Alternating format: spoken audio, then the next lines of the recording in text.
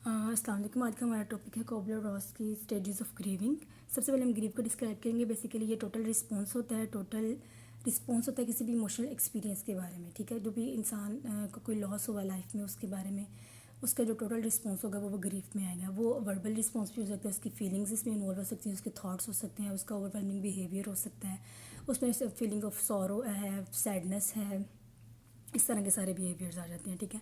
अब हमारे पास कोबलर-रॉस ने डिफरेंट 5 स्टेजेस बताई थी कि जब भी कोई इंसान जो है वो ग्रीफ की प्रोसेस से गुजर रहा हो, ग्रीविंग के प्रोसेस से गुजर रहा होता है, तो वो इन 5 स्टेजेस से गुजरता है। सबसे पहले वो डिनाइल फेज़ में जाता है। डिनाइल है, फिर उसके बाद वो एंगर वाला बिहेवियर शो कर रहा होता है, फिर बार्गेनिंग करता है, फिर डिप्रेशन में चल जाता है, फिर एक्सेप्टेंस करता है, ठीक है। अब हम पढ़ेंगे कि इन स्टेजेस के साथ नर्स को किस तरह जो है वो डील करना चाहिए। पेशेंट अगर इन स्टेजेस से गुजरा है तो नर्स क्या क्या किस तरह बिहेव करेगी ताकि पेशेंट इन स्टेजेस से गुजरता हुआ फाइनली जो है ग्रीविंग की स्टेजेस को अबूर करता हुआ एक्सेप्टेंस की तरफ चला जाए। डिनाइल में जो है नर्स को चाहिए कि वो वर्बली सपोर्ट करे पेशेंट को वर्बली सपोर्ट करे, और डिनाई अगर वो किसी चीज़ को कर रहा है तो रीइंफोर्स ना करे, ठीक है। उसको एक ही दम से मनाने की कोशिश ना करे, ना ही उसको करे कि तुम आज ही इस चीज़ को समझ जाओ।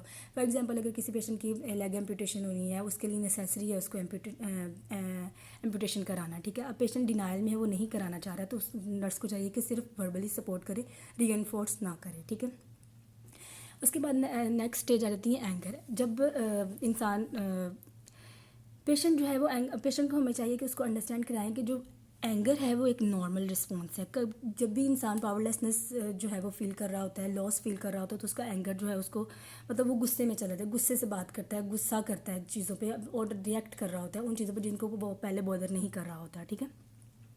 तो हमें क्या करना चाहिए कि क्लाइंट को जो है वो अंडरस्टैंड कराएं कि ये एक नॉर्मल रिस्पॉन्स है, पहली बात। दूसरी बात ये कि हमने विड्रॉ नहीं करना, पेशेंट के साथ को गाइड करते रहना है, उसके साथ बात करनी, और उसके गुस्से को कभी भी पर्सनली नहीं लेना, ठीक है। पेशेंट की सेंस ऑफ उसकी फीलिंग ऑफ सिक्योरिटी को इंक्रीज़ करना, वो हम किस तरह कर सकते हैं उसको हम जो है स्ट्रक्चर और कंटिन्यूटी जो है ना वो प्रोवाइड करेंगे उसकी केयर में, ताकि वो उसको सेंस ऑफ सिक्योरिटी आए, ठीक है।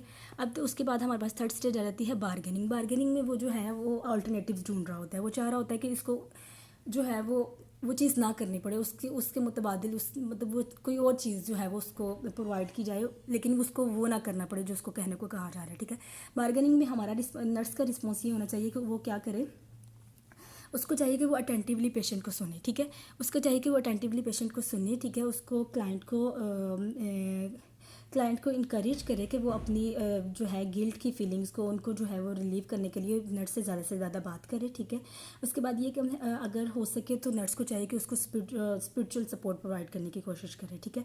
उसके बाद हमारे पास आ जाती है फोर्थ स्टेज डिप्रेशन में क्या होता है कि पेशेंट जो है वो एक निदामत फील कर रहा होता है कि जो हो गया। फॉर एग्जांपल उसकी लेग एम्पुटेट हो गई है ना, तो वो गिरीफ पे चला जाएगा, ऐसा नहीं होना चाहिए था, ऐसा क्यों हुआ, तो और फ्रीली टॉक भी कर सकते हैं, मतलब ये डिप्रेशन में पेशेंट चला जाए। तो हमें क्या करना है, नर्स को क्या करना चाहिए कि नर्स को चाहिए कि उस पेशेंट को अलाउ करे कि वो अपनी फीलिंग ऑफ सैडनेस जो है उसको एक्सप्रेस करे, जितना मतलब फुली एक्सप्रेस करने की नर्स को चाहिए कि उसको इजाज़त दे, मतलब वो उसकी सैडनेस को सुने, उसको एक्सप्रेस करने का मतलब का राइट दे, ठीक है। उसके बाद जो है वो उसको चाहिए कि वो नॉन वर्बली पेशेंट के साथ कम्युनिकेट करे, थोड़ी देर उस पेशेंट के पास बैठे, उसको थेरेप्यूटिक टच दे, और नॉट एक्सपेक्टिंग के जो है वो पेशेंट कम्युनिकेट करेगा, सिर्फ थेरेप्यूटिक टच और नॉन वर्बली पेशेंट के साथ कम्युनिकेट करे, पेशेंट को अपनी फीलिंग्स ऑफ सैडनेस को एक्सप्रेस करने को अलाउ करे, ठीक है।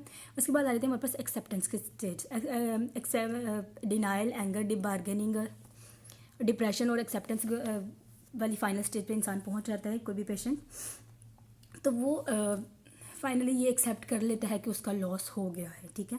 मतलब वो इस ग्रीविंग की स्टेज आखिरी स्टेज पे चला जाता है जिसके बाद वो कूप अप कर जाएगा अपनी इस लॉस के साथ, ठीक है।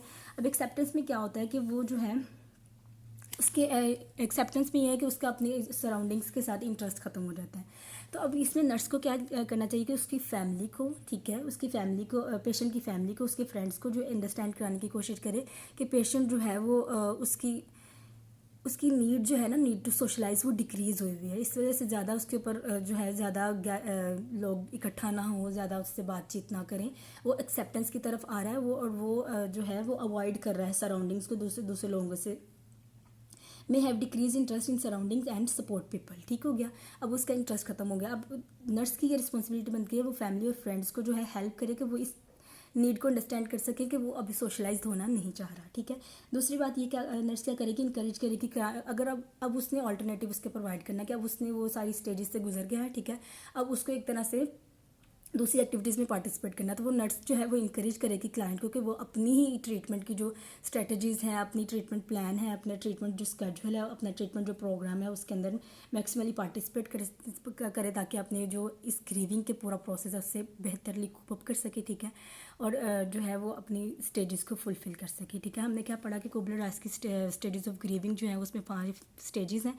डिनाइल है, एंगर है, बार्गेनिंग है, डिप्रेशन है, एक्सेप्टेंस है। फाइनली डिनाइल से स्टार्ट होते हुए एक्सेप्टेंस पे इंसान जो है वो अपनी लॉस को, अपनी जो है कोई भी उसकी चीज़ जो है वो कुछ भी अगर उसने खो दिया तो उससे कोप अप कर लेता है, उसको एक्सेप्ट कर लेता है।